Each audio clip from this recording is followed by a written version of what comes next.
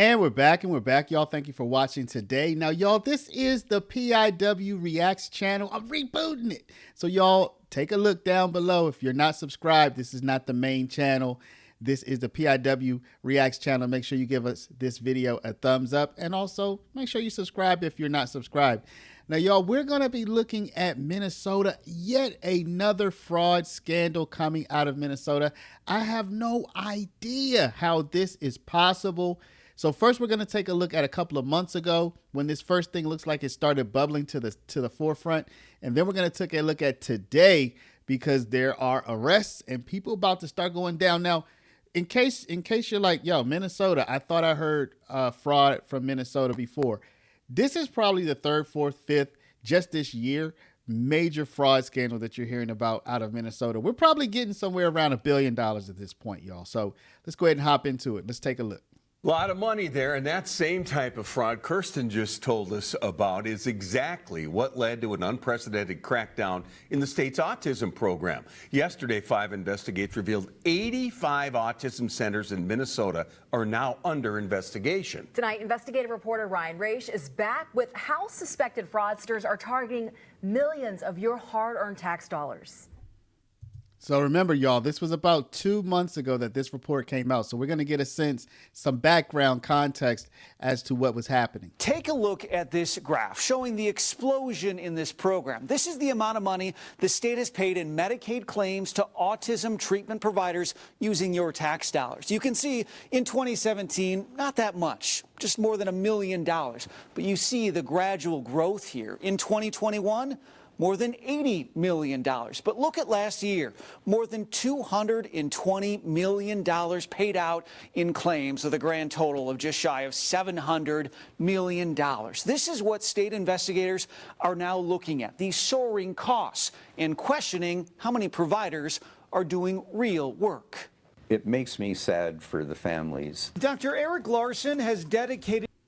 So, y'all, you can see these fraudsters were targeting these programs for feeding children, for helping people who have housing instability, like homeless people or people who are in and out of housing, and people with autism, y'all. So it's like targeting the money for the most vulnerable among us.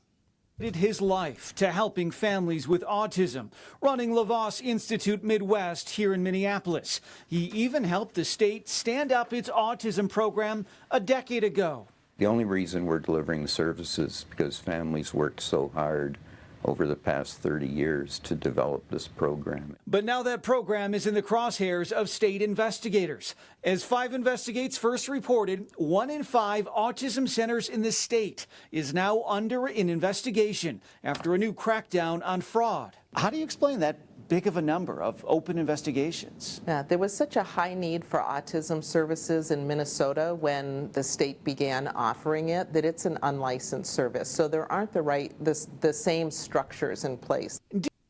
Now, y'all remember when Doge, at the beginning of this year, they tried to tackle the fraud, waste, abuse, and they got a lot of pushback. But we can see, y'all, we can see from the way that this money is divvied up and doled out that there are a lot of safeguards that should be in place that are either they're not in place or they're just not being recognized. DHS says it stepped up enforcement late last year, around the time the feds raided these 2 clinics suspected of billing the state more than $20 million for services never provided. I was never thinking somebody is going to submit fake bills. Larson says he only started to get suspicious last year when he and his staff tried calling providers in the state directory. He couldn't reach at least 100 of them. No apparent email address, no website, nobody answering the phone. Red flag, you think? Well, they're certainly not trying to deliver services. Do we have an idea of how many of those are not even real?